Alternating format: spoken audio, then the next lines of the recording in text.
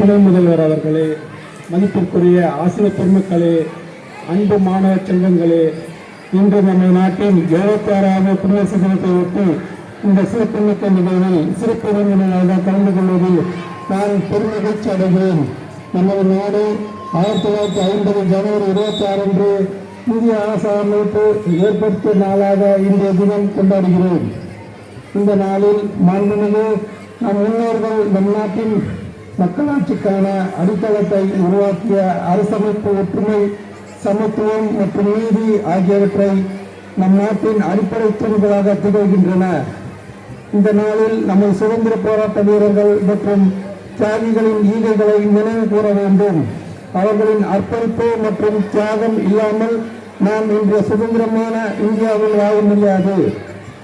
இன்றைய தலைமுறையினராக நாம் அவர்களது கனவுகளை நனவாக்க நமது கடமைகளை நிறைவேற்ற வேண்டும். கல்வி, தொழில், விவசாயம், தொழில்நுட்பம் மற்றும் சமூக நலன் ஆகிய அனைத்திலும் முன்னேறி நம் நாட்டை உலக நாடுகளின் முன்னணியில் கொண்டு வர வேண்டும். நமது தேசிய கொடியில் உயரத்தில் பறக்கும் போது அதன் முக்கியத்துவத்தையும் அதன் கீழ் ஒற்றுமையாக வாழ்ந்து கொள்ள வேண்டியதையும் நாம் உணர வேண்டும். இந்த சிறப்பு நாளில் அனைவருக்கும் என் மனமார்ந்த வாழ்த்துக்களை தெரிவிக்கிறேன். இந்தியா வளர்க, மக்கள் வளமுடன் வாழ்க என்ற ஒரே நோக்குடன் நம்முடைய பயணத்தை தொடர்வோம்.